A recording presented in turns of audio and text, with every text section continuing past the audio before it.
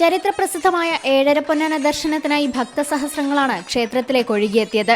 ക്ഷേത്രത്തിലെ ആസ്ഥാന മണ്ഡപത്തിലാണ് ഏഴര പൊന്നാന ദർശനം നടന്നത്. ക്ഷേത്രത്തിനുള്ളിൽ നിന്ന് 11:30 പൊന്നാനകളെ എഴുന്നള്ളിച്ച് ആസ്ഥാന മണ്ഡപത്തിൽ പ്രതിഷ്ഠിച്ചു.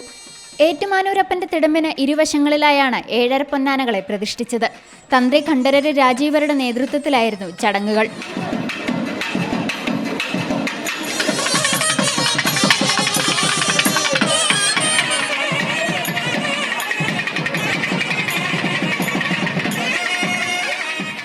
ചെങ്ങന്നൂർ പൊന്നുരുട്ടമഠത്തിൽ കുടുംബത്തിലെ കാരണവരാണ് വലിയ കാണിക്കയിൽ ആദ്യ കാഴ്ച സമർപ്പിച്ചത്. ആസ്ഥാന മണ്ഡപത്തിനു മുൻപിൽ ദീപപ്രഭയിൽ തിളങ്ങി നിൽക്കുന്ന പൊന്നാനകളെ ദർശിക്കാനും കാണിക്കയർപ്പിക്കാനും ഭക്തജനങ്ങളുടെ വലിയ തിരക്കാണ് അനുഭവപ്പെട്ടത്.